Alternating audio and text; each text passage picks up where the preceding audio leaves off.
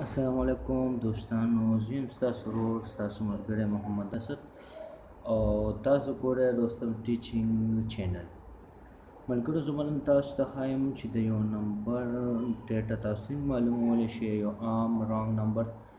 نو اکثر خو داسې کیږي چې موږ ته یو نمبر ډیټا پکار شي، نو هغه موږ ته ډېر په ګرانه میلاویږي او هغه میلاویږي هم په چې داسې څه سیریس میټرز وي، مطلب قتل شو، هغه برای تاوان شو، داسې قسمونو کې موږ ته میلاویږي او هم د یو لوی پروسس نه بعد داسې قسم ډیټا موږ ته میلاویږي.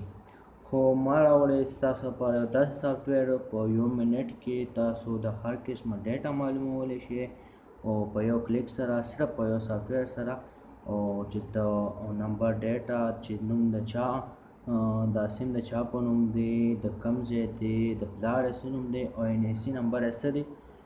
نو تاسو ګورئ رستم ټیچینګ چینل او زه یم ستاسو ورور ستاسو ملګری محمد اسد. او زموږ چینل لایک کړئ او سبسکرایب یې کړئ. فرسٹ آف آل راشئ د ویکی ټریکر ته. دې کې نور هم دا بڑا پوره تفصیل دی، خو دا چونکې ما پخپله نه دی کړی نو تاسو ته دې باره کې څه نشم ویلی چې دا څنګه دي او څنګه نه دي.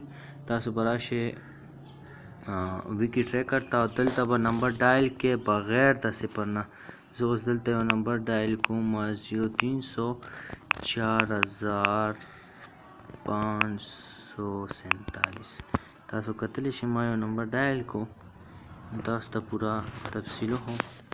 تاسو کتلی شئ محمد عباس نوم یې دی، NIC نمبر یې دا دی او موبایل نمبر دا دی او ایډرس یې دا دی او سټي او دا چې کوم MS ډیټ. نو تاسو دا ټول کتلی شئ.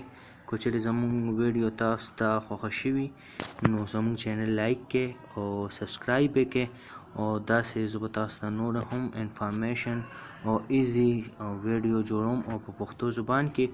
یاد دې وي چې دا چینل ما لږې ورځې شوي چې سټارټ کړی وي. تاسو به ډېره مننه یې که زموږ چینل هم سبسکرایب کړو او خپل ملګرو سره هم شیر کړو. ډېره مننه، والسلام. د سافټویر لینک په ډسکرپشن کې موجود دی او تاسو ډېر په اسانۍ سره دا سافټویر ډاونلوډ کولی شئ او په خپل استعمال کې راوستلی شئ. تھینکس فار واچینګ.